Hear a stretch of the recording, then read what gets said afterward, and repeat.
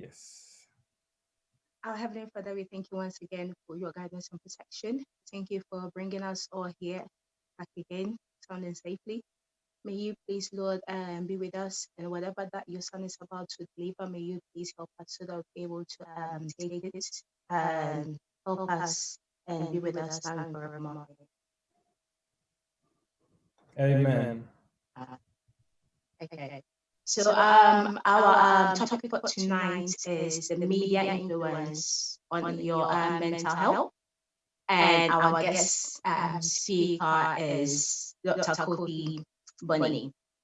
So Dr. Kofi Bunny is the director of nursing practitioner, behavioral of the St. Lucas Health System.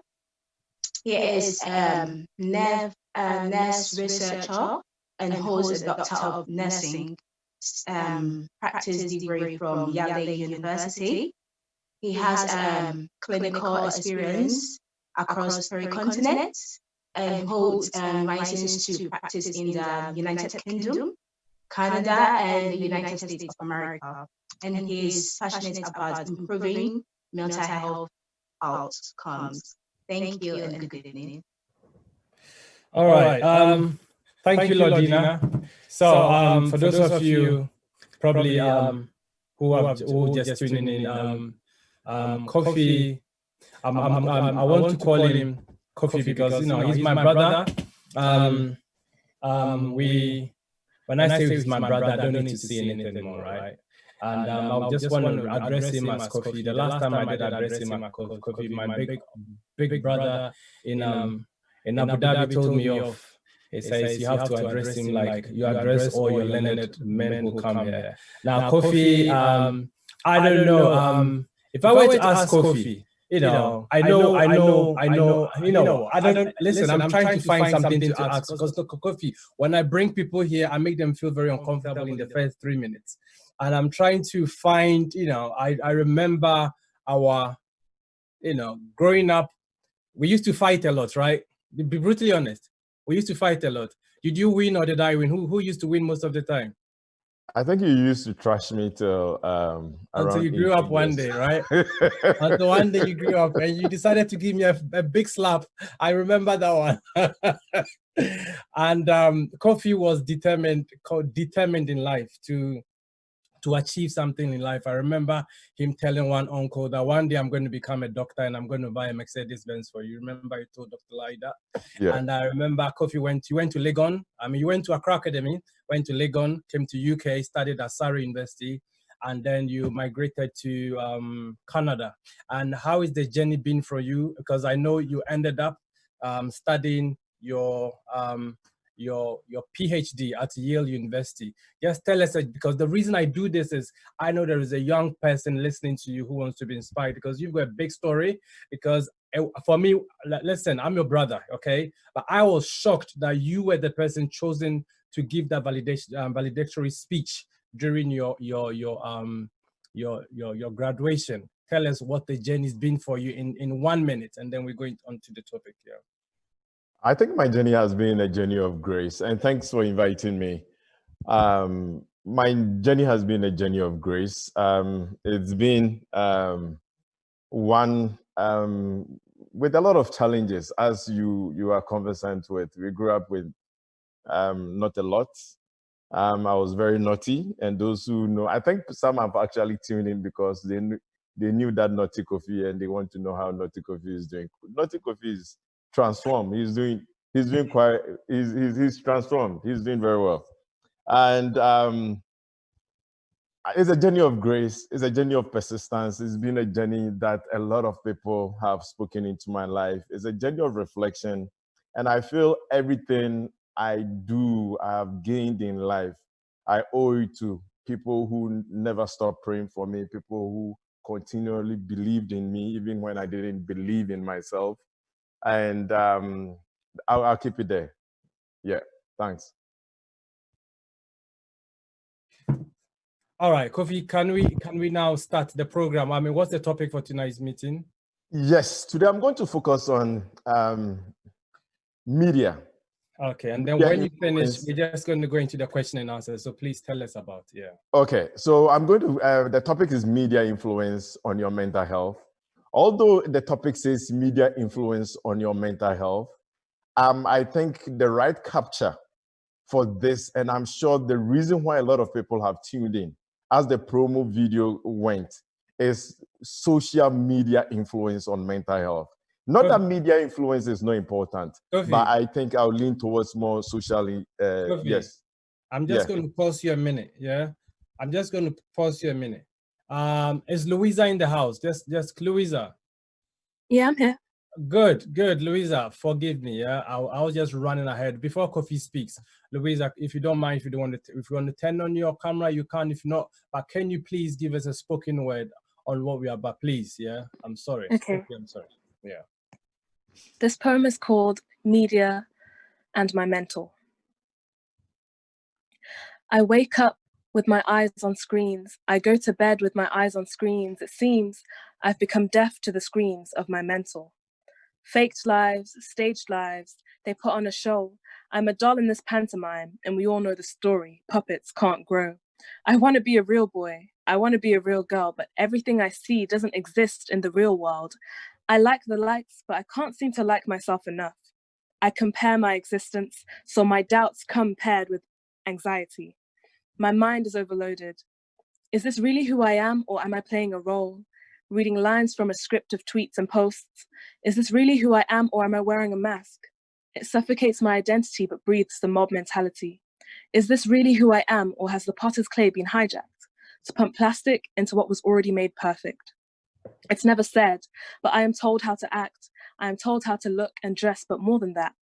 I wake up with my eyes on screens. I go to bed with my eyes on screens. It seems I've become deaf to the screams of my mental. Thank you very much. Thank you. Thank you very Powerful. much. Powerful. Yes, Kofi, please take over now, please. Powerful, Louisa. Thank you. Thank you for the spoken word. So appreciated. Please document it somewhere. I would like to have a look, have a hard copy. Yes, so going straight into the topic for today is media and mental health. I would first like to say this. This is a public health lecture to start with, and it does not represent any organization. My views do not represent any organization I'm affiliated with. For me, what was the initial point for me to start considering this subject and actually investigating and learning more about this subject was something that happened not too long ago. I was working in acute psychiatric care, met a lovely, handsome young man, well-mannered, well-cultured, 13 years of age. He had recently been admitted to the acute psychiatric unit after attempted suicide. I could not figure out why would somebody so nice, like he was nice in every aspect that you can think of, well-mannered, as I mentioned, smart. Why would he be attempting to commit suicide? He mentioned to me a group of boys in the school had targeted him. It started with shoving here and there, the normal bullying stuff. Then it went on to cyberbullying, then to social media. And the rest that followed was what made him feel sad, depressed, hopeless, helpless. So he decided to take his life. He chose to take his life by taking some tablets whilst his parents were at a church meeting. Luckily enough, or by God's grace, let me put it that way, somebody found him in the men's washroom, unresponsive, called the ambulance. He was rushed to the emergency department, spent over 2 weeks in ICU, where he was intubated. After his stint at the ICU, he was transferred to the acute psychiatric unit, blind. This is a sad story. You just have to see this gentleman for you to appreciate. I hope I've captured it right, for you to appreciate what this gentleman was going through. He was considered permanently blind, and for the rest of his life may have to learn how to use the braille. How can our humanity, how can kids be so mean to each other? Unfortunately, this is not the only story, or this will not be the last story. Just yesterday, I think Nana sent me a news article of another lady, young lady, I think 19 years or so, who has taken her life. Once again, social media. I hope from our discussions this afternoon, we will gain a better understanding of the connection between some tools. And let's have some discussion, because sometimes these tools exist, but it may not be working for you or for others. And you found tools that will work for somebody, that will postpone somebody's date of death. It's sad that suicide is ranked number 2 cause of death for people aged from 12 to 29. Young lives being taken away. The numbers is just crazy everywhere you go. So now to give a context to my presentation, since we're coming from various backgrounds, I normally like to move out to talk a little bit about some definitions that I will be, or what informs my talk in terms of the common terms that I'll be using. So the 2 key terms I would like to define here are mental health and media, hence then social media. So the first one, mental health. What is mental health? Sometimes it's very difficult, and I find it really confusing when people actually think health is made of physical health and mental health. If you have a poor mental health, you do not have health. And later on, I'll talk about the correlation. I'll establish the connection much better. But mental health is key. It includes emotional, psychological, social well-being. That affects the way you think. That affects the way you feel. That affects the way you act and behave. It helps determine how you handle stress. And how you handle stress has got effects on other chronic conditions. It has even the potential of you passing on certain stressful genes to the next generation, to your sibling, to your children, and to your children's children through trauma. Those stressful occasions can be passed on. So if I say about mental, I'm considering a huge part of your life. Unfortunately, our society hasn't prioritized mental health, and I do not want to go into the history of why mental health is so important, but we do not talk about it. If you Google now and look for even resources that talk about mental health and social media, there are some stuff out there, but you are not going to find a lot, considering this is a very common issue we are facing with. Now let's look at what media is and what social media is. Basically, media is mass communication. So we've got publishing media, print media, broadcasting, radio, TV, and lately we've been having the internet. Social media is an electronic platform, websites, applications, what have you, that enables users to create and share content or participate in social networking live. So we've got the LinkedIn, the Facebooks, the people cluster as microblogging in Twitter, the photo sharing apps as Instagram, Snapchat, is it Pinterest? I'm not on all of them. And the video sharing ones, TikTok, YouTube, and others. You know what? This social media has given us words that 2 or 5 years ago, I'm not sure people even now are familiar with. How many of you are familiar with doom scrolling or doom surfing? If I say doom scrolling, I'm referring to a new word that is commonly used in psychology, refers to the tendency to continue to surf or scroll through bad news, even when you know, you just wake up and the first thing you want to think about is go and check how many feeds, what is going on in your feeds, how many likes do you have? It's depressing. I didn't even know about this term till I think a year ago when I heard of phubbing, Phubbing, phubbing. So it's an act that you kind of snub somebody in a social setting by looking at your phone instead of paying attention. I really do not want to talk to you. Or I see they are having a nice discussion and it's just awkward. I know my dad's friends. I do not want to be here. So I just put my phone and be on the phone. It's real. And what may now question you, Kofi, like social media has got some good, give some credit to social. Yes, I'm not saying social media is all that bad. Like every tool, it has got its good uses and its bad uses.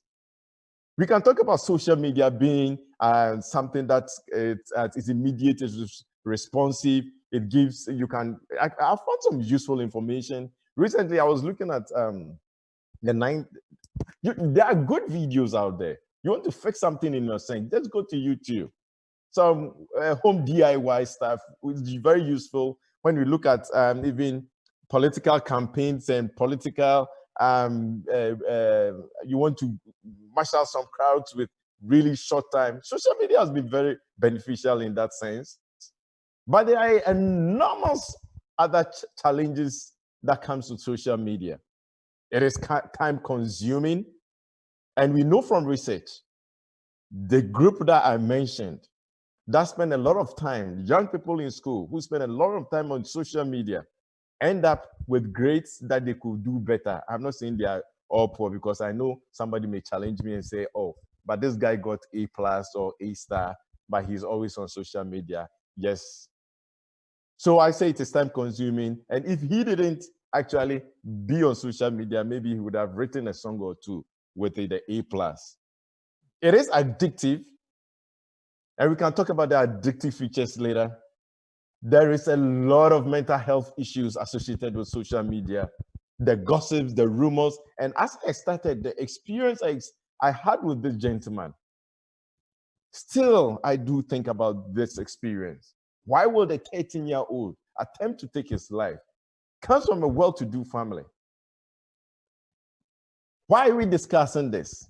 Out of the 7.6 billion people on this earth, about 7.6 billion people on this earth, about 3 billion people are logged on to some form of social media.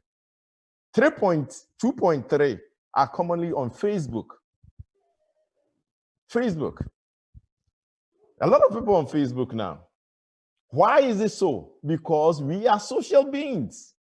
We thrive on communication. We thrive when we have, and somebody has decided, okay, we can make money out of this. We can make people tap into this and make something out of this.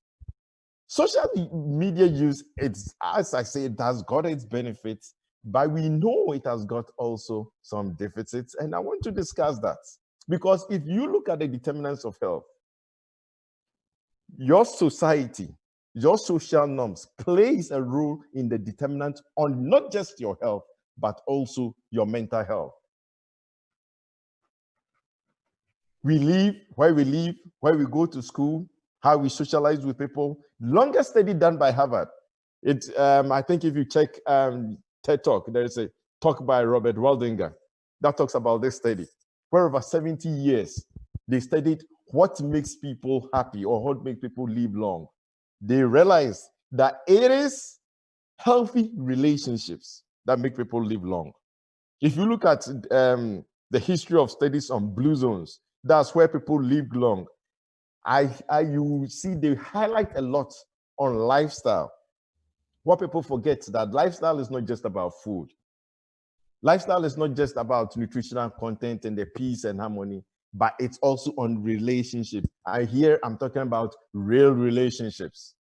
We know of studies done on adverse childhood events that when you are from your birth to your 18, that will say from conception to 18, whatever trauma you go through, whatever stresses you go through, increases your risk of a whole lot of chronic conditions, not only in your lifetime, but also it is intergenerational. You can pass this trauma on from one generation to the other.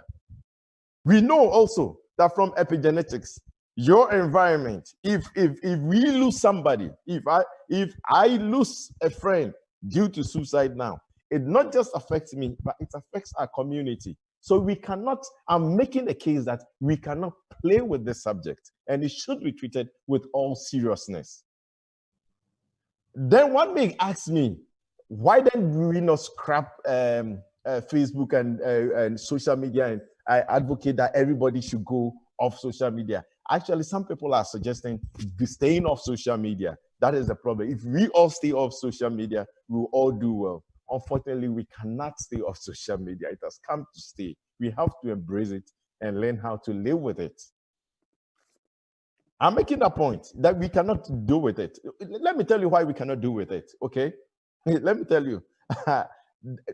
Ever since we announced the pandemic of the COVID came in, we were asked to isolate.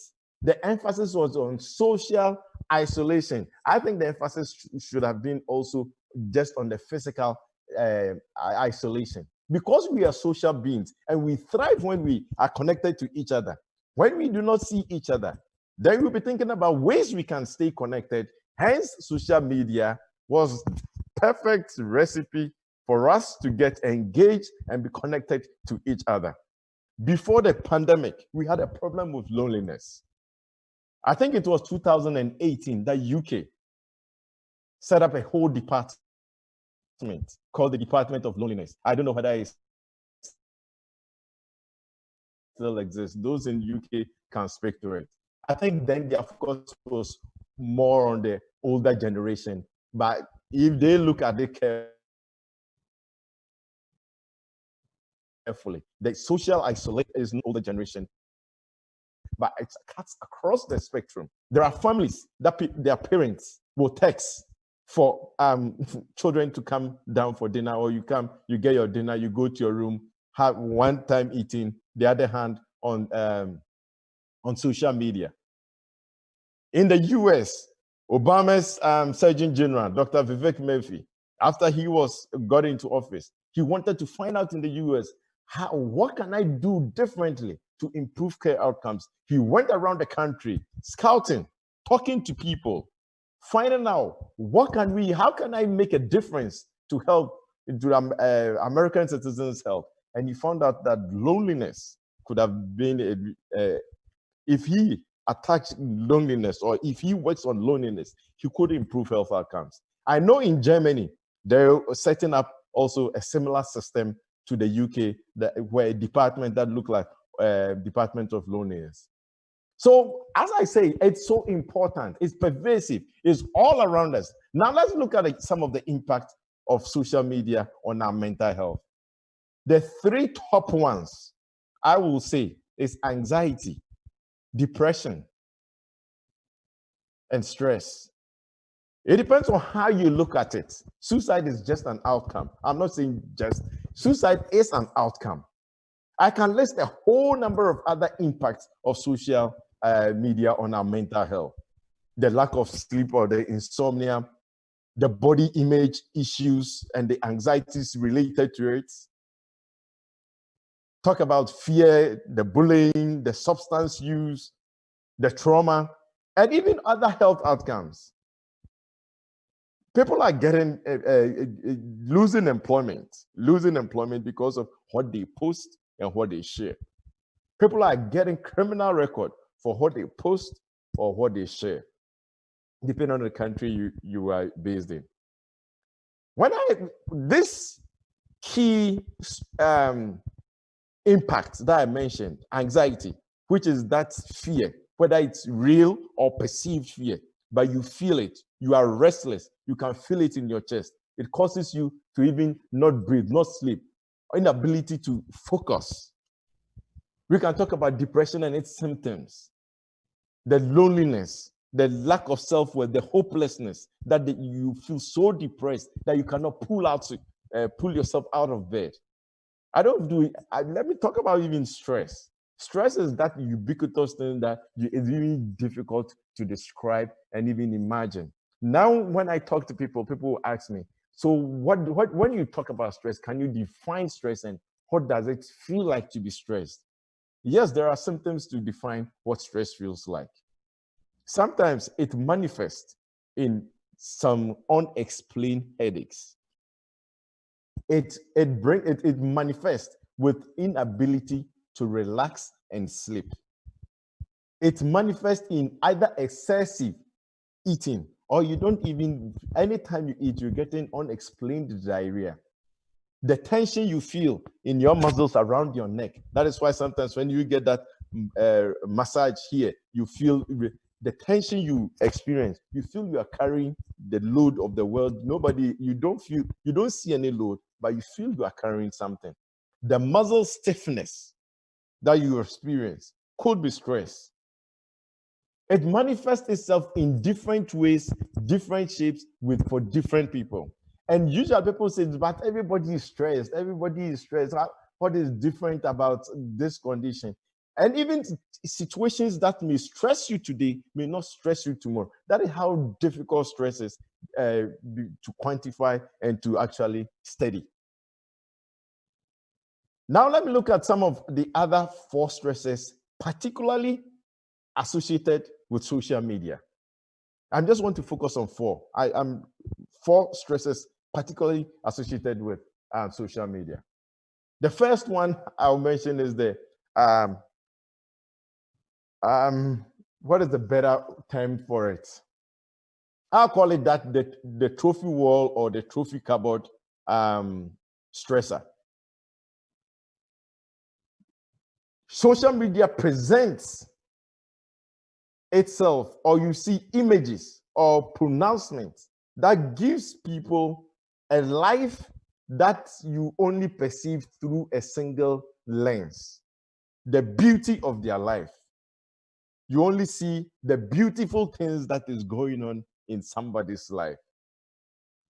I've yet to see yes, there are other horrible things that people post on it, but usually when people are posting pictures, they post pictures not of themselves when they are sad, is of pictures of when they went for their last holiday, how beautiful they were all having fun. Those are the pictures and images that we are usually exposed to from our friends and for people we are associated with. It's so difficult to actually find out which is their fake online life or their real life.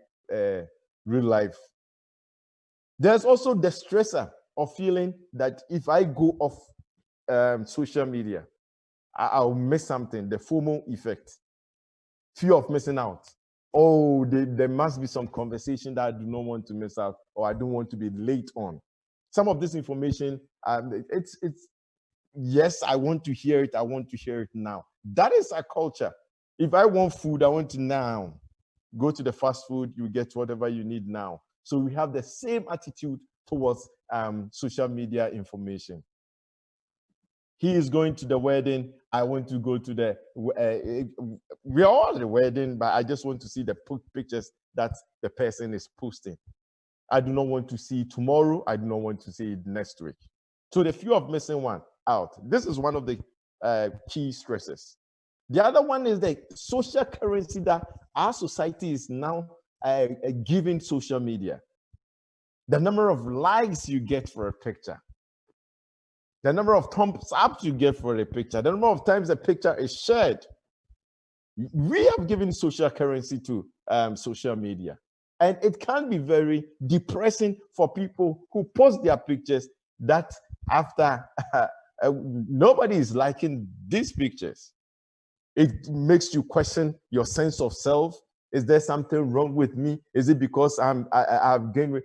It may have nothing to do with whatever has been posted, but that is the presentation, or that is what people think. And it's causing our young people, especially. I'm saying, I know there are some adults on this platform as I give this presentation, but it's causing usually our young people with very less experience in this world and very limited coping strategies to actually cope with this.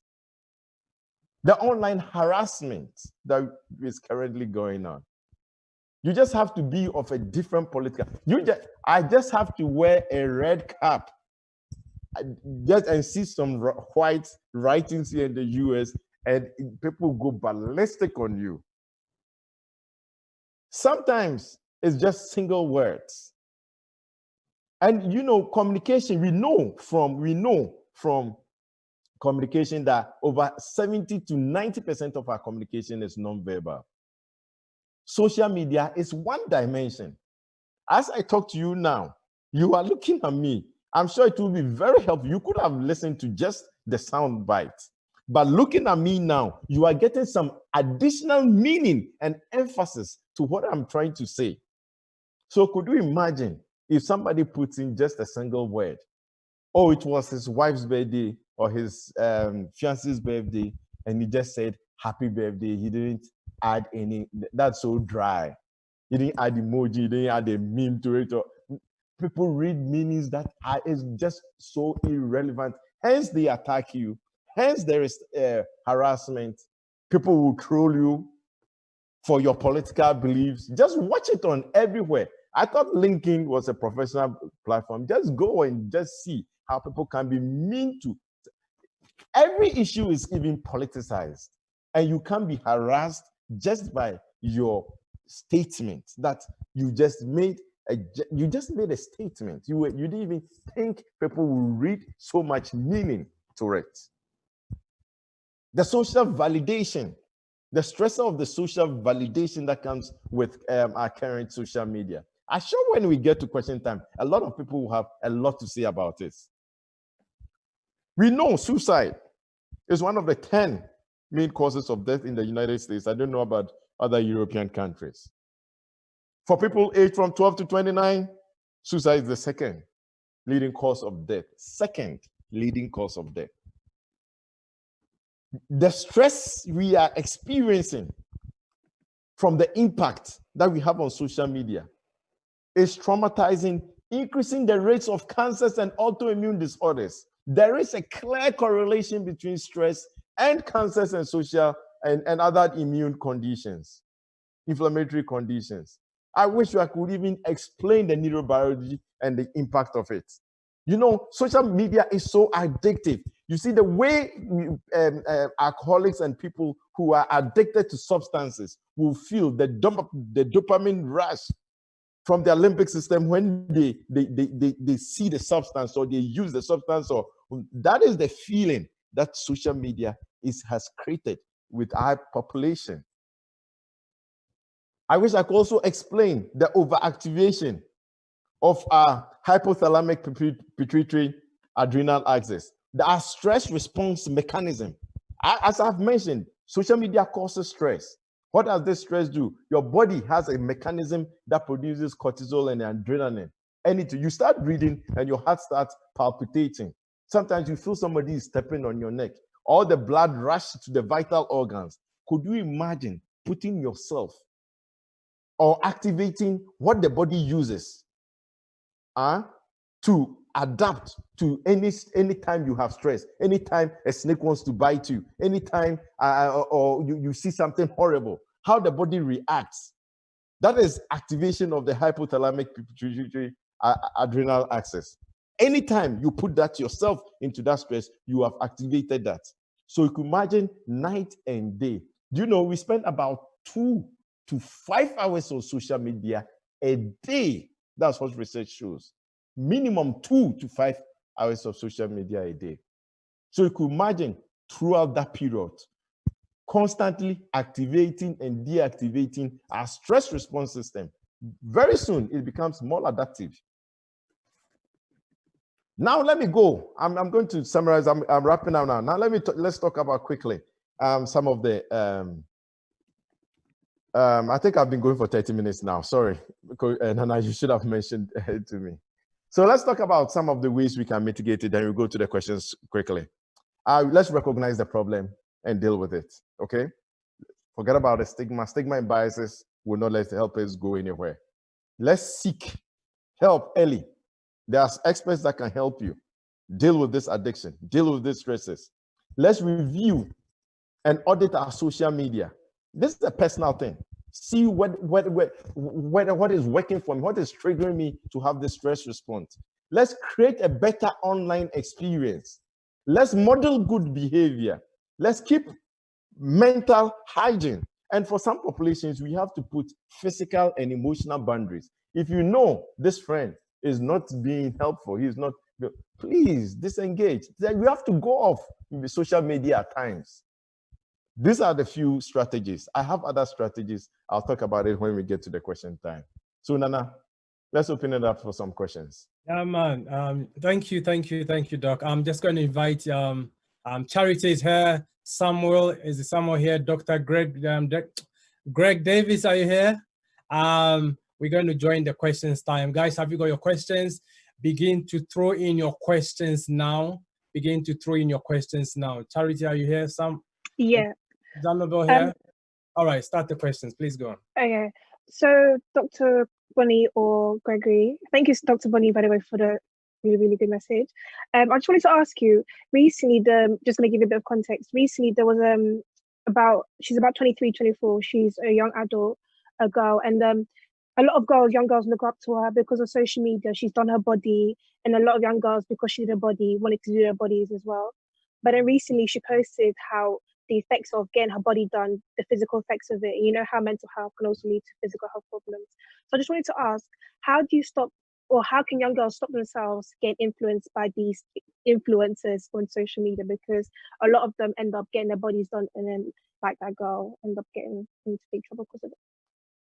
Yeah, it's a compounded question because sometimes people are looking to fill a void. There must be something that triggers them to spend that much time on social media.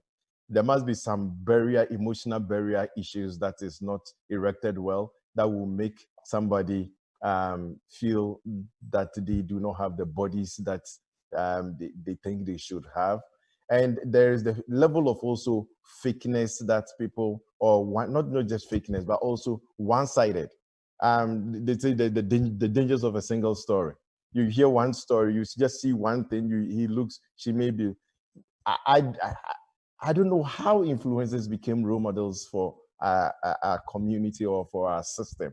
There must be something very wrong for us to have influencers as role models. Okay, these are people you do not know anywhere, you do not know a lot about their life. All you follow is their one dimension. That is how they look and the lifestyle they are living. And so it's a deeper question that needs to be explored further.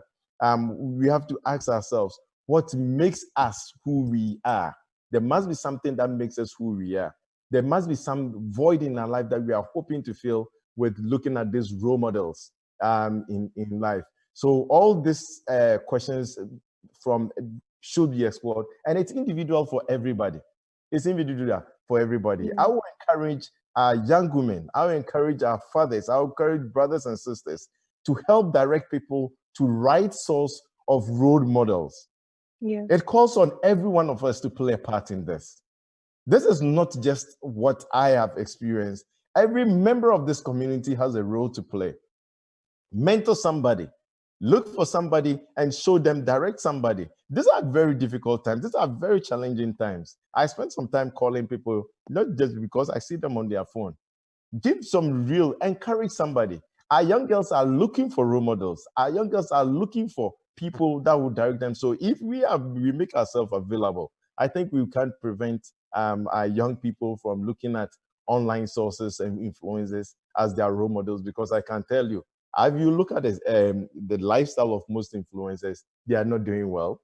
You could see, maybe because I'm an adult, I can just tell the pain they have. And there's also documented evidence of the number of people who are going through who have actually ended up committing suicide because they are influencers, and the pressure of being the pressure, and they just couldn't take it. It's just not real. It is not sustainable. Let me put it that way. Cool. Greg, thank you very much. Have you got something to say, Mr. Greg? Please share with us. Unmute me. I've been muted. Yes, can hear you, sir. Okay, that's good. And Kofi, thanks for the fantastic job that you've done. And maybe let me sound a bit like a social scientist or whatever. But the thing is, the breakdown in the family unit is also another problem, which is led to people looking for role models and stuff in all the wrong places and all of that. You know, there is also poor social support there as well. And if you are part of some social organization, like going out to volunteer, even the Boy Scouts and Girl Scouts, certain things that will keep you a little more active and a little more developing this sense of belongingness kind of helps you to, deal with real life people. It is important to, when you get on the bus, learn to say hello to somebody. You'll be amazed how many people have gone throughout the day or probably even the whole week and nobody has said hello to them. I know, let me tell you what, the first time somebody, you might say hello, they might think, what is wrong with this guy? This guy is too creepy or something. But I can tell you that people are looking, from a practical experience. I used to live in some part in Dublin, just behind the eBay head office, but there's a park there, near a lake. I used to go walking around like a stream. I used to go walk. I used to see this man I greeted every morning when I go running. He would never respond. One day I went to Manchester to run a program. When I came back, Monday morning, I went running and this man stopped me. He said, "Where have you been? This whole week I've been coming here just so that I could hear you say hello." And I wondered, but this guy never responded. And it happened that he had some, he just survived cancer and his children were grown up and they were gone and he was feeling lonely. And he said he just loved to pass by, just see me and just hear me greet him. Do something, step out there. And the question you asked, Charity, it's so important because the research have shown, and I think as Kofi was saying, the research have shown that the social media does impact women, the female, more than the men.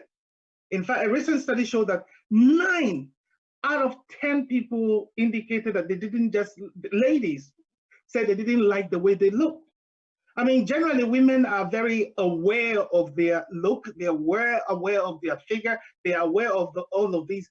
But when it comes to, when you add social media to it, when people use a lot of filters and they use a lot of makeup to cover up whatever, everybody who is on social media looks perfect and looks happy. And so then FOMO kicks in. I want to be like them. But hey, I think from FOMO tonight, let's change the narrative. Let's make it JOMO. Okay, FOMO is the fear of missing out. JOMO is the joy of missing out. Yes. Once in a while, take a break from all of this. Yeah. Take a break. Connect to nature. Go for a walk. Take a walk along the street. Have some healthy, physically distant conversation with your friends and all of that. That will help you, because anytime you're on social media and you post it, as Kofi said, and you're waiting for the likes to begin to flow, there is that instant gratification. Dopamine kicks in. All right, the dopamine kicks in, and you want to have that immediate gratification. Oh gosh, I had 200 likes in 30 minutes, and I had this and that, and so that joy. Look, I've had clients who, when they post something on their social media or Instagram, they keep watching. And all of a sudden, they become all moody, sad, depressed, because if 1 or 2, 3 hours, their friends or others have not responded to it, then they feel, maybe I'm not good enough. Maybe I'm not pretty enough. Maybe they found somebody more important. Maybe somebody else is beating me to it. So it's even become a psychological contest. Who is taking the attention of my friends away from me? Because social media is all about attention. And the currency he's talking about there is attention. And we are selling our attention, everything about us for somebody else. Did you hear recently that, was it Apple just hit 2 trillion? Yeah, 2 trillion, yeah. 2 trillion. Facebook, who is enriching these people? We are the one empowering them. So please, the joy of stepping out there and taking a walk, the joy of connecting with nature, the joy of protecting, safeguarding your sleep, it is all you've got. If you go continuously 5 hours, less than 7 hours each night, the effect even for one night is the same as drunk driving. And anybody who sleeps, anytime I say this when I'm doing my presentation, and I say, when police meet you, they should check how many hours did you sleep last night. If you say 5 hours, you should be arrested. It's the same as drinking a bottle of gin and sitting behind your steering. Yeah. Because it affects your ability to focus. You are unable to focus, you're unable to concentrate. It affects your blood pressure. As he was saying, I mean, sleep deprivation can shoot your blood pressure up, your BMI, okay? So many things, your weight. And when we're talking about your weight, your heart disease, Yeah. are Okay. all linked to, you know, keeping your brain so alert, even in the middle of the night. And for some of us, everything is psychological. And I'm telling people, even when you walk to, what is the most popular? The shopping center. When you walk to the supermarket, the way the goods are arranged, everything is to capture is psychologically made. From Aldi to Waitrose to whatever. Have you noticed you go to Lidl or Aldi or no, any of them, have you noticed that every now and then they change the way they arrange the things in the supermarket? Yeah. Because they don't want you to just walk in and know where that cash is and pick it up and go. No. Craig, yeah. They change the arrangement every now and then. So you walk through, there's a high tendency that some graphic design out there will catch your attention. And even though you're just walking in there to pick just cashew, you end up picking up a lot of things. You wonder, but I just went in to buy a pair of batteries. So what I'm saying is that be aware. And these forums are so important for you to know that people are behind the scenes with the artificial intelligence, with the algorithm, both on social media, ready to get every detail of you. Have you noticed that sometimes you think about something and it pops up as an ad on your phone? Have you noticed that? Because these guys, I mean, Cambridge Analytica should tell you a bit more that they know you even sometimes more than you do. Anything you click, anything you scroll, anything you like, anything you post, anything you share, every detail tells them what it is that you are made of and what drives you. So let me just put it this way in short. As ladies, be aware that there are, I don't like to use the word forces. It sounds too spooky, you know, but everybody wants your attention. The more you click and follow that influencer, the more money is being made, but the more you are even being driven to spend more time and to buy more stuff, and soon you begin to lose who you really are as a person. Unfortunately, the after effect is that you could end up with severe mental health problems. Thank you very much. Guys, questions? Yeah. Okay. I'm going to attempt to answer two other questions that I saw on place. That is, how long do you spend on social media per day? How long should, at 15 years, how long should you spend on social media? And the next question, at 15 years, you know, when it comes to psychological issues, I find it very difficult to give objective answers to this, that you are 15 years, so you have to spend 1 hour. If you are 18 years, you can spend 2 hours. It doesn't work like that. It doesn't work like that. So I think minimize your social media use. That is my answer. Minimize it. It shouldn't take over your life. Could you imagine if you spend 2 hours praying every day or 2 hours reading a book? That is how much social contact, social currency that I will suggest. The other question I see here is, I want to ask about the importance of social media. Why is it necessary? Yes, it has got some benefits, you know. Let me put it this way. It has got some benefits. You can learn some few things. There are people that the last time, I have classmates that I've not seen since grade 1, and it was good to link up with them. They were really good to me in one way or the other. It was really nice linking up. But since we linked up, we've spoken about just twice in 6 years. That's it. I'm on social media. I've been on Facebook for over 15 years or so. But I go there every 3 months or so, sadly. And it has important. It's now, as we do this program, it's live on Facebook. People are watching there. So what are you asking me to to say it hasn't got any benefits when people can learn about this live on social media? So it has got some benefits. Yes. Please, questions, more questions. Can I just add something quickly to what you just said as well? Social media, for me, serves as the conduit in starting a friendship. But true friendship should go beyond social media. A recent research that has been done has, it's been there for a while anyway. One, Professor Dunbar and a couple others who talked about friendship. I did a presentation recently on the science of friendship. And it did clearly say that we have acquaintances, we have friends, and then we have what, we have acquaintances, we have casual friends, we have friends, and we have true friends, the one you call your BFFs, or people that you can go to, you can talk, who can support you, even when you're having mental health challenge and all of that.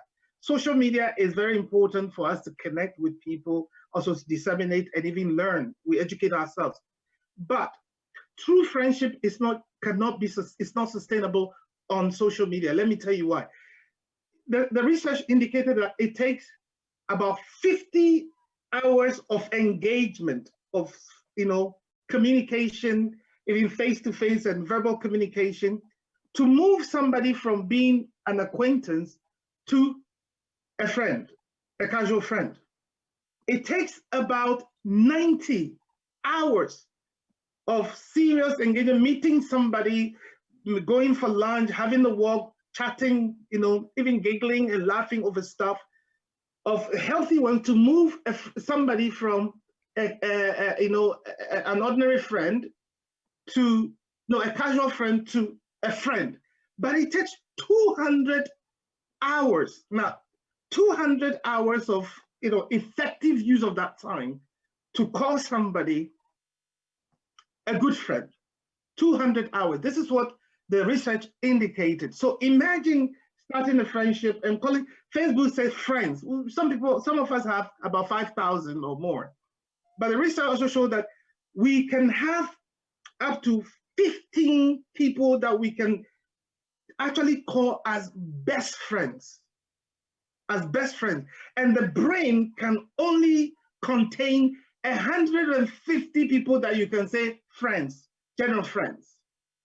So imagine that if the brain can hold 150 people that you can call as friends and 15 people you can call as best friends, and you have 2,000 on Instagram alone, you have to communicate with all of them. Imagine how this will stretch you, okay?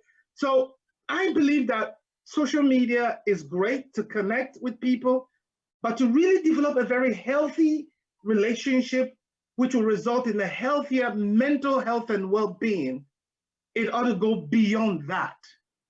It needs to go beyond that. There is something about physical contact. And again, I will also agree that I am against anything like social distancing, as we've been using. It's an error that there should be physical distancing. But in this time, if there was any time we needed to be closed, it ought to be, now. All right, next question, guys. So the next question was, in terms of social media or media in itself, how do we detox from these bad news or increase of bad news going on in these days? For example, during the COVID, I personally had to take a period of everything in terms of news, because I wasn't feeling okay with the news which were coming up. So I just turned off all news on social media, turned off all the news, BBC, CNN and everything, including TV. I've not watched TV for over the past year. So are these type of measures appropriate, or there are further measures which can help out? So psychologists recommend that throughout time, there are times that you need to take social media fasting. I think somebody mentioned it in the question section. Yeah, it is so necessary and it's so important. One interesting thing is there's research to suggest that even fasting is healthy for your body. I'm talking about physical fasting from food. It's healthy for your body. Okay, so it's amazing that similar principles work. So having fasting from social media is very helpful. This is where the term doom scrolling. This is the term where the term doom scrolling and doom serving comes in. These are you spend too much time perseverating over this bad news, and it causes anxiety, causes you stress, causes you illness. Okay, so take time off. This is what I recommend. If you are somebody, and we live in a world that sometimes you get important news through the feeds, okay? Give yourself time. It requires discipline. So on one of my slides, I would have mentioned there is boundaries that one has to implement. Physical boundaries and emotional boundaries. One of these physical boundaries I will advise is, if I have set times that I will be checking my social media and have set duration that I will be spending time on this social media. So if it is 30 minutes in the morning, that is 30 minutes, and I'm for the day, and maybe 30 minutes around 4 o'clock. I also advise you not to be checking just before you go to bed, because some of the things you cannot unsee what you've seen. You cannot unhear what you've heard. So if you have young ones and you're watching news and stuff like that, be very cautious about that, because that can be traumatic. They can get secondary trauma from watching some of these news. People post some really grueling stuff, like some accidents happening. And I have a colleague who have still not been able to watch the George Floyd video, because he watched one video a couple of, I think a year or so ago, and he says it's still haunting him. So he's made a personal boundary, physical boundary, not to do that. There are other emotional boundaries that we can put into place. So having set times that you check social media is very helpful. Having a fast is very helpful.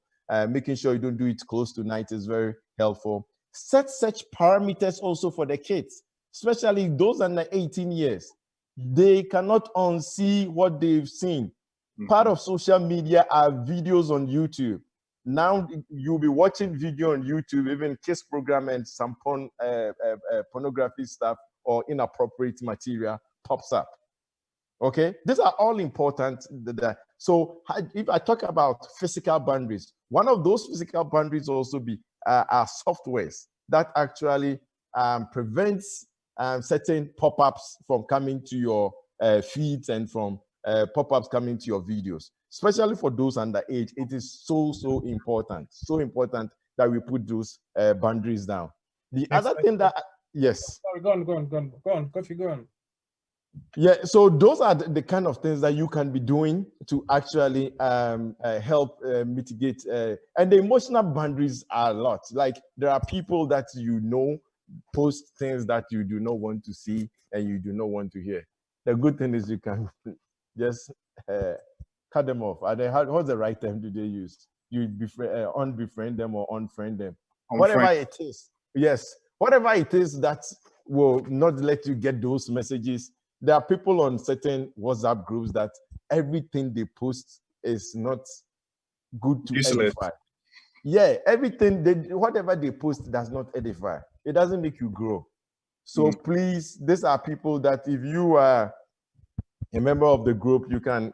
I've been in platforms that the group have decided, you know what, these are the guidelines. You cannot post certain things. You cannot, and it's really helpful. And if you have to post certain things, give warning before. If there is a warning, I will not look at it, because as I say, sometimes you cannot undo what you see and you cannot undo what you hear, and it can be very traumatic. I wish I had time to talk about the trauma from secondary trauma from this, but let's so we can take more questions. Okay, one of my colleagues have a question. Christopher, please come on. Hello, yeah, so I just wanted to comment on what you've some of the points that were made earlier. Like I remember a personal experience where I was on holiday. I was in Germany, and obviously being from the UK, going to another country, I couldn't use my phone, so I could only use it over Wi-Fi. And something happened to my screen, and it froze. And it wouldn't respond. The touch screen wouldn't respond. And because I was in another country, I just basically, it took me a few seconds, but I just accepted that this was the end. Like, my phone's not going to work and I can't do anything about it till I get back to the UK. But then it's like, after that point, I actually felt really relieved, because I felt no obligation to check my phone. And it was almost like a relief. It was like, okay, it's gone. There's nothing I can do about it. Let me just deal with the people who I've got around me, sort of thing. And it almost felt like there was a burden gone, and you just felt like you know, there's one thing less to do, but it just, you know, you almost feel obliged that you have to check your messages and stuff. And sometimes people complain to me because I take days to reply, but I'm like, I'm actually living life. I don't have time to be, you know, checking messages constantly. But yeah, that's just a comment I wanted to make. But I wanted to ask a question, Dr. Kofi, based on what you had said earlier. You mentioned that people can pass on genetics based on trauma that they've experienced. And I just wanted to clarify, do you mean like physical DNA genes, or is it the case of like, for example, if I've been in a traumatic situation, it's almost like the outcome of that, it will affect my psychological behavior, and it's almost like I live out the life of my trauma, and then I pass it on to my children because they're living a learned behavior, if that makes sense. So yes, okay. Let me try and explain it today. I'll keep it very short, and I'll try and keep it very short. So, well, yeah, I think we're running out of time. So what happens with trauma is whatever you do is recorded in your genes, and it's passed on physically. Okay, it's passed on physically. There are studies done from the Holocaust that proves this point, that generations after, actually I have a personal, I would say I have an acquaintance. His name, you can check his name out. His name is Gabor Mate. He lives in Vancouver. He's a physician, family practice. His parents experienced the Holocaust. They gave him up when he was 2 years old. He lived in a normal, very good life. He's now a physician. Nothing happened, but he still has effects of what his parents went through in terms of trauma, from anxiety. So trauma can be passed on. The mere fact also that you inherit a gene, that doesn't mean the gene is expressed when there is also an environment that makes it expressed. I think it will be for another subject or discussion. Yeah. That is why sometimes people, you may inherit the gene for schizophrenia, which is a severe mental health condition, but it may not be expressed because you have a certain environment. That is why not all of us will experience some mental health symptoms when we use certain types of drugs that other people can use and get psychosis from it, or have what we call some symptoms. So it does exist. That is what I was trying to say, that you can pass on trauma. So some parents never told their kids what they went through, like the death of their children, the death of other things, but the kids grew up and they have panic attacks and anxiety and all those things, and that is what I was referring to. Okay, thank you. Okay. I just wanted to ask you guys, when it comes to music, especially as young people, when you go on YouTube, sometimes your recommended list will come up with music that is like, it can affect your mental health. I just wanted to ask, how do you avoid that kind of music, and does music actually affect your mental health? Yes, I think music plays a very key role in our mental health. Music, that's why we use music therapy for a whole lot of stuff. I don't know about you, but there are times that I listen to certain music and it lifts you up. A case, since I have a religious group here, a case in story was King David and Saul. When Saul was having difficult mental health issues, he would call David, and David would play soothing music. I've had the opportunity of being in acute psychiatric care, going around with the music therapist, and it was as something as simple as shaking the rattle. It makes a huge difference. So what you consume, whatever you perceive with your senses, makes a huge difference in your mental health. So you choose wisely what you consume. Choose wisely. That's why I say be careful what you see. I think there's an old song, oh, be careful, little eyes, what you see, oh, be careful, little ear, what you hear. Choose wisely. That is why we do not, okay, if the same thing, you look at the rhyme and the kids' music, you start putting on certain music and the kids will start jumping. That is how important this is. Yeah, so choose wisely what you consume. Greg. We have two hands up now. Galaxy A70 and Davidanti. Galaxy A70, do you want to ask your question now? Galaxy A70, please ask your question. Your hand is up. Well, I think his hand is up, but his audio is not connected, right. So basically he can't talk. Davidanti, please. Okay. Thank you very much, Nana and my dear Dr. Kofi Boni. What I want to add to it is, in all that you've said, we also need to be very temperate in all that we do. And temperance, when it comes in here, for me, as I teach my children, is the fact that you refrain from all the bad things, and then you actually, all the good things as well, you are careful not to do too much of it. You have to be temperate in everything. It's not because it's good, then you stick to it and stay on that. You get what I mean? You have to be very temperate. And that is one of the things that causes a lot of problems. People are not temperate in things. And so Dr. Kofi was saying fasting is good for the body. And that's why you have to fast on that question that the young man asked. You get what I'm saying? Mm-hmm. But you got to be very careful. Even when they say, okay, young men or men can eat watermelon and it's really good for you. That doesn't mean when you are born and you become a man, you just start eating watermelon your whole life. You get what I mean? I get we need to understand that temperance is actually doing the good things in moderation and refraining from the bad things. Yeah, and I would like to say. Yes, and I would like to say this: water is good, but I've seen people get intoxicated on water because it messes up your electrolytes. And actually, Google it. There is a water detoxification unit for people who are addicted to water. I met a 48-year-old guy who ended up dying from drinking excessively. He was just obsessed. He drinks water all the time. He would drink it from a toilet. He would drink it from anywhere. Okay, so if I don't want to go on, but water is good, it's healthy for your body. But if you drink too much water, it can take you out. It messes up your electrolytes, and that's how it takes you out. Increases your risk of. Galaxy, are you ready? All right, we are last two questions. Okay, Verity.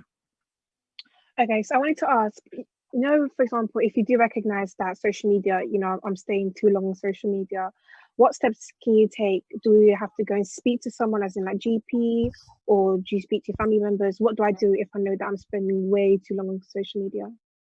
You speak to Greg. Yeah. there are a lot of experts, and I have to say this: there are very few mental health resources around everywhere across the world. So wherever, there are very few. That is why we are doing this education. We help each other, we support each other, so that the very few experts around or professionals around can work with the very difficult cases. That is my first approach. My second approach is, let's break the stigma so that we can talk and openly about there is something not right. Let's stop these biases and the stigma that you have to be strong and it's in your head and it's your moral defect and all those things that do not make people actually seek help. Mental health is real. Listen, mental health has got correlation with diabetes. If you break your bones, you want to seek help and everybody will be empathetic to you. But when you have a mental health issue, when I have a problem with my social media and I have a low self-esteem and body issues, I don't want to talk to anybody. Parents, mental health is real. Yeah. Parents, mental health is real. Siblings, watch out for your other siblings. It goes into the community. If your neighbor's mental health is your mental health, your niece's mental health is let us be interested in each other and support each other.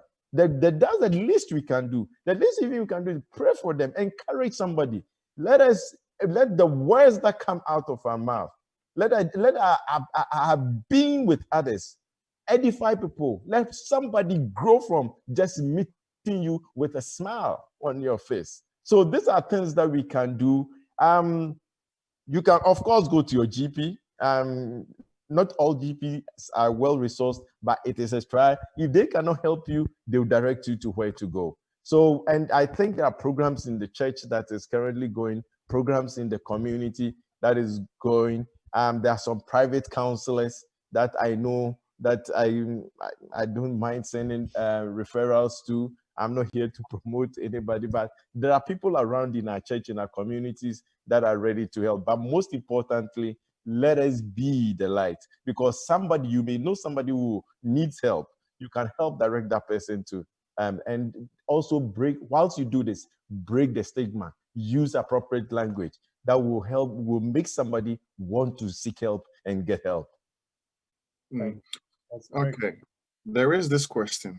Okay, what do we do? What do we do when it comes to certain individuals who have a degree from WhatsApp University and love posting all sorts of things? How do we educate these aunties and uncles? You take their degree away. They got a degree from uncertified university. So basically, I think you're referring to people who post random videos. Yeah. You know, they bombard you morning, afternoon, evening. They tell you what is happening. I was talking to my sister. Greg will come in. I was talking to my sister yesterday or this week about this issue. And I said, that is why I say you need physical boundaries and emotional boundaries. Okay? Learn to, you see, sometimes they are not aware. Let me put that, okay, let me be on good side. Sometimes they are not aware that the images they are posting is not healthy for you. And they keep adding you to it. I take my first approach, educate them to sometimes ignorance. People do not know, they do not know. There are some people who genuinely do not know, they do not know. So you just try and educate them. But if they feel you are anti and they'll post it anyway and they don't want to learn, it's time to build some boundaries. It's okay. It's okay to unfriend somebody or take somebody off WhatsApp or refuse to check his messages. I do have friends who constantly or consistently be posting obscene images in terms of, I know how to deal with it. As soon as I know the name, I don't. They are called WhatsApp warriors. I've just seen. Yeah, I do not check their images. I do not check their images. There's some gruesome stuff from accidents and from things that after you watch it, you can't sleep. If anybody hasn't experienced this, let me know. Like there are times that you after reading the image, 3 days you are still thinking about it. It's not healthy for you. Greg. Yes. Look, listen. You, Henry Kwashi, please hold on after Greg. You are responsible for your health and well-being. Don't leave it in the hand. Don't leave it in the hand of your mom. Don't leave your health and well-being in the hands of your uncle to take care of you. You ought to take responsibility for, preventing or protecting and safeguarding yourself. If they post it in, there is a purpose for which the group was created. If you're not the admin, you can post a general whatever, delete it. If you're the admin, remove everything or delete it for yourself first. If you want to keep staying in the group, remove those graphic stuff. If it shocks you, leave the group. Somebody in that group will call you to find out why did you leave the group. And then you can tell them, this thing has traumatized me. I can't be there. When they post it and you leave immediately, if they don't follow up, they will know that you left because of that. If not, somebody would definitely call you to say, why did you leave the group? Oh, why did you leave? And you can tell them that when I see this thing, it traumatizes me. It can take me days or weeks to overcome it, and I'm unable to deal with it. Let them know.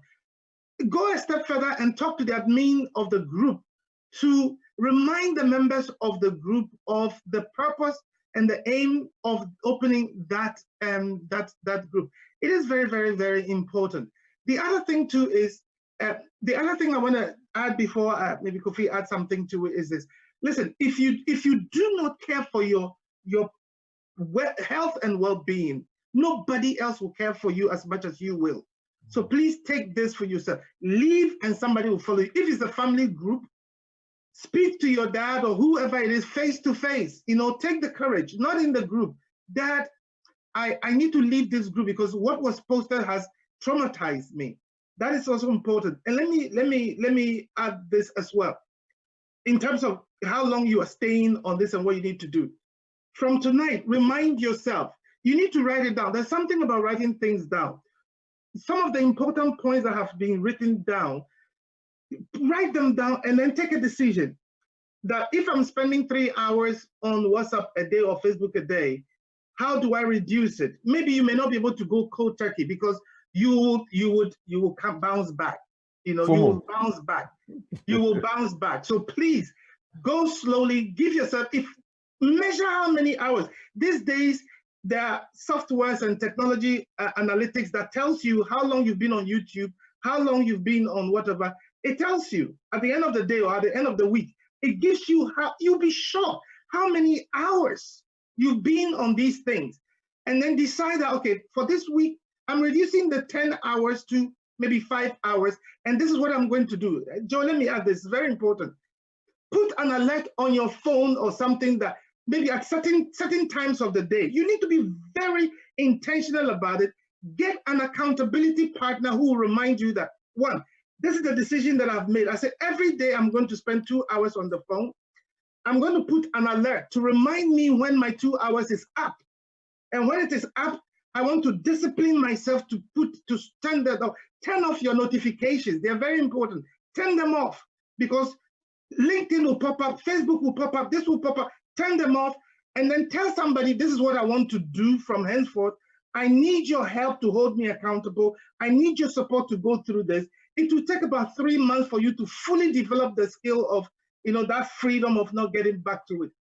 Tell your family, tell your parents, and you can even leave your phone in the sitting room when you go to your bedroom. The first night you have nightmares that your phone has developed legs, wearing a pair of Nike sneakers and chasing after you in your dream.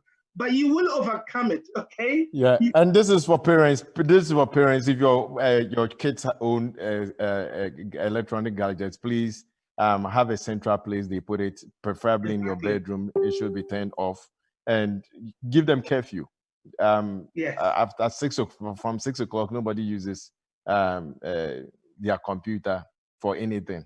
They don't need to be there. Yes, absolutely. When we were growing up, when Daddy said, "Get to bed," we all jump into bed. In 2020, I mean, it's very difficult. It's not gonna happen. It doesn't happen. In fact, it will turn to World War III in the house. Parents will get beaten. So parents are now scared. Things have changed. We'll look at that later. If I know the worst. You see, sometimes those days parents say things without telling us the reason or the rationale behind it. Sometimes it's good at family meeting or family devotion at the end of the day. Okay, this is what we have learned and all that. How do we move forward as a family? It does help. So you'll be surprised how the children, even sometimes when the children are bringing their own contribution, they will even be more stringent than the parents, because parents are saying, "Am I going to upset myself?" Right to the point that Craig mentioned. So at my place, the kids, they delegate one kid that will collect all their tablets and go and put it in my room. And I always see, I always see they are diligent with it sometimes. And in the morning, they are tempted to come for it, but they know I'm in the room, and you see them walking around. They are waiting for computer time. Okay. So those are things that you can do. It's all discussion. You see, that is why throughout my talk, I have not talked about softwares to prevent your kids from going to certain websites. Because I know my 12-year-old girl can outbeat me and can go my 11-year-old. Do all that you've done. Yes, so if they know how to. I listened to a program on Oprah, I think a couple of years ago, where a social worker who works with kids who were having issues with the internet had her own son at home, actually recruited by another man for sexual purposes and a whole lot. These kids are so smart. So rather than fighting with them, work with them. Impress upon their hearts and their minds the reason why you want this for them. That will be a better position. You are in better position to actually gain some success than if you go to war with them, 6 o'clock, put the computer down. No. Try and have a discussion with them so they have understanding. You also do be outdoing you. I think Harry Question had a question. Yes, Henry, please come in. Well, thank you very much for the opportunity. Mine is not a question, it's a contribution, please. Yes, sir. Go on, Henry. All right, thank you. Beloved, as children of God, we know that everything that we find in this world right now, or we've seen in the world, has its good and bad side. Social media is good. In this era where we are in lockdown, ministry is still going on through social media. Yes. And I, for one, you won't find me on any social media with the exception of WhatsApp. And my friends say that they've never seen any IT person who is so anti-social media like me. Because I see social media also as a diversionary strategy that the devil is using to take the minds of God's children away from focusing on Bible studies and prayer and family. Because I visited the family. I'm an elder of the church, so I visited the family one day. And for 8 minutes, I noticed something and I was shocked. Father, mother, children are in the house and everybody is on a device. Where is the family together to talk? Where is that? And like, I think it was Pastor Greg that was saying it, that the family system is broken. People would prefer to be on social media while they are home instead of talking to their siblings and their parents. And all this is harming ourselves. And the Bible says in 1 Corinthians chapter 10, verse 31, that everything we do, we should do it to the glory of God. Amen. And everything we do, we shall account for it. Amen. So, beloved, Thank you. why are you on WhatsApp, Facebook, Twitter, Instagram, Snapchat? What are you doing there? Thank you very much. we're going to wrap up. I'm just going to ask the panelists, everyone, to say a few words. I think, you know what, I mean, I know we're talking about media, not just social media. We're talking about media, and I always like to share this story. I think years ago I went to a home, and when I went, it's a very familiar home. I'm sure they are listening, and the door wasn't locked. I think I'd opened it, and I went to the living room. The lights were off, and they were watching a very horrible horror movie. I'll never forget that. But how I got to know is before I got into the house, I could hear screaming. And as I got in there, I realized the TV was screaming, and the 4 kids who were watching were also screaming at the TV. So I didn't know whether it was the TV that was mad or the kids that were mad. But I was like, hey, and this one would scream back, they scream back, and they scream back. So when I turned the light off, they all jumped as if, you know, the characters from the TV had come into the house. And I know I'm looking at this and I'm thinking, what damage is this causing? Because obviously there's no parent at home. There's no parent at home, and these kids are absorbing this with all this friend. They have to go back. You know, I remember when the mom came back and said, "Can somebody go into the room?" Everyone says, "No, mom, we can't go up there," because they were scared of what we've watched. But basically, this is what we are all talking about. Somebody says the quickest way to reduce your use of social media is to work in social media, PR for a company. And somebody wrote a very sensible thing here. Also says that we need to promote more family time. Put the phone down and maybe bring out the old board games again, Ludo, Snake and Ladder, etc. So thank you all. Kofi Bonnie, last few words. Gregory, last few words. If Annabelle, and get ready for the promotion as we bring the program to an end. So just 2 sentences from you, Gregory and Kofi Bonnie. I know one of you can go first.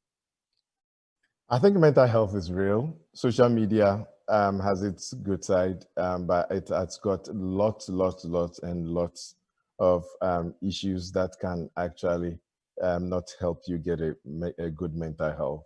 Be aware, share the message, educate yourself, educate your family, educate your community, and stay healthy. Thank you. Yes, sir. Let me just say that you are all you've got. Mm-hmm. You are all you've got, and there's no other you. We don't have a newer version, a newer model of you coming up in some store somewhere. You know, take responsibility for your own health and your well-being. The last time we spoke, we said the same good stuff that you do for your physical health and well-being will have an impact on your mental health as well. Listen, put the phone aside, go for a run, go for a walk, go for a swim, do something that will elevate your mood, something that will make you breathe harder, something that will make you sweat, enjoy the fresh air, and have time for everything. There is time for everything. The moment you realize you cannot control yourself, you cannot control your phone, You cannot control TV. The moment you feel your phone is ringing, when in actual fact the battery is run out and it's off, begin to be aware that you are heading closer towards somewhere and take charge. Don't let your phone take control of you. Take control of your phone. Thank you very much. Thank you. Guys, have you got any promo for us? Ladies and gentlemen, have you got anything to say? Charity, Annabelle? Yeah. Okay, so basically from the next programs, we are going to go from Zoom to Facebook and YouTube. So basically we are improving our social media skills as we are talking about social media, and we are moving away from Zoom so that everyone who needs to participate, just go on Facebook, Real Talk with Nana, or YouTube, Real Talk with Nana. We'll be streaming live on those platforms. So from now on, just subscribe to our channel or just move on straight to our Facebook page. Thank you very much. And Charity, go ahead. I have nothing to promote, unfortunately. All right. All right. So basically, adding on to what Dr. Kofi and Dr. Greg said, we should promote going out more in terms of moving away from being indoors on social media, but rather being more outdoors or being in a social gathering rather than being on the platforms which are not helping us in many other ways, but also improving our other skills. Tonight, I was just going to add something quickly on top of that, actually. Yeah. And especially as young girls as well, we need to, as a young girl myself, we just need to remember that everything we see on social media is completely different to real life. We just need to remember that behind closed doors, they're probably going through so much. So just remember that if you are going to look up to someone that actually, you know, is real compared to how they look on social media. That's what I'll say. Okay, yes, Charity. All right, finally, guys, next week we have an Adventist, a very well sought after Adventist academician, presenter, preacher, Dr. Jamie Kaliza, and his topic is Boris, Donald, Caesar, Jesus. Now he's just gonna come and do some crazy thing. I don't know what Boris, I don't know which Boris is talking about. And Donald, I have no idea which Donald is talking about.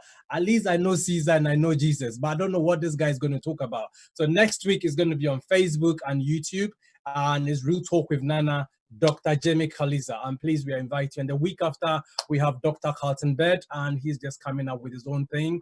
And then the week after, we have Dr. Paula Oliveira, Femininity and Christianity. So please make sure you are all in to join. Chaplain Greg, somebody says greetings. So guys, thank you so much, Gregory Davis. Thank you. I mean, it was short notice. I know you've been busy with so many clients, but you just took some time to join us here. Dr. Kofi Bonnie, he doesn't like me when I say call him Dr. Kofi Bonnie because he's my punching bag, you know. Now he beats me though, he's very strong now. Kofi Bonnie, thank you very much. Love you to bits. And, you know, I'm really proud of you, bro. And Annabelle, thank you. Charity, thank you. The rest of you, have a happy Sabbath. Make sure you go to bed. Do not pick up your phone and start texting.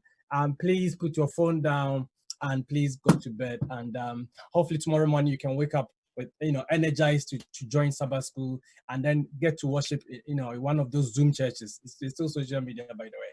So guys, God be with you, and we'll see you next week. Remember, next week is Facebook, Real Talk with Nana, Dr. Jamie Kaliza, Boris, Donald, Caesar, Jesus. That's the topic. Please subscribe to our YouTube channel and subscribe and also follow us on Facebook and Instagram to know what's happening. Good night and God be with you. Before we go, how is going to pray? Gregory, please pray for us. Greg, please pray. Okay, some people are asking whether I'm a medical doctor. I'm not. I'm a mental health practitioner. I'm a psychotherapist in the Republic of Ireland. Okay, all right then. Thank you. Do you want us to pray now? Let's have a word of prayer. Thank you, Father, for a great week. The fact that we are all here means that you have led us throughout to the end of this week. If there's anyone struggling with any of the issues that we have spoken about, it is our greatest desire that you would touch that person right now, or also open the avenues for this person to find the necessary help. Those who are struggling with addiction to their phones or social media, or are being impacted in one way or the other, I do pray sincerely, Lord, that you will reach out to them this moment. Tonight, give each and everyone a very, very good night's sleep. and give them a respite from all their struggles. May they wake up to a brand new day tomorrow when their heart will be filled with joy and happiness, knowing that you are in charge of their affairs. So we thank you greatly, dear Father. We thank you for all those who have joined us, contributed, asked questions, watched and participated. We ask blessings, abundant blessings upon everyone. Keep us all safe as we ask all of this in your holy name. Amen. Amen. Amen. Thank you guys and have a good night. Good night, everybody. Good afternoon, Kofi. Bye-bye then. Good night, everybody. Good night.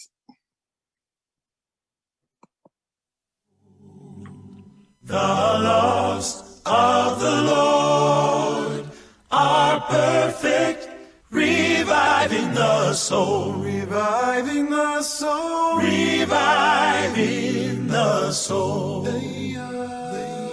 They are more precious than gold, sweeter than the honey. They are more precious than gold. They make wise the simple. They give joy to the heart, light to the eyes, enduring forever. Righteous all together. They bring great reward. The laws of the Lord are perfect, reviving the soul, reviving the soul, reviving the soul. May the words of my life and the meditation of my heart be pleasing in your sight, oh Lord, my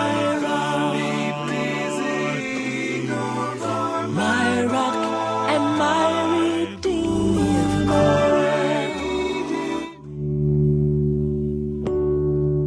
My redeemer.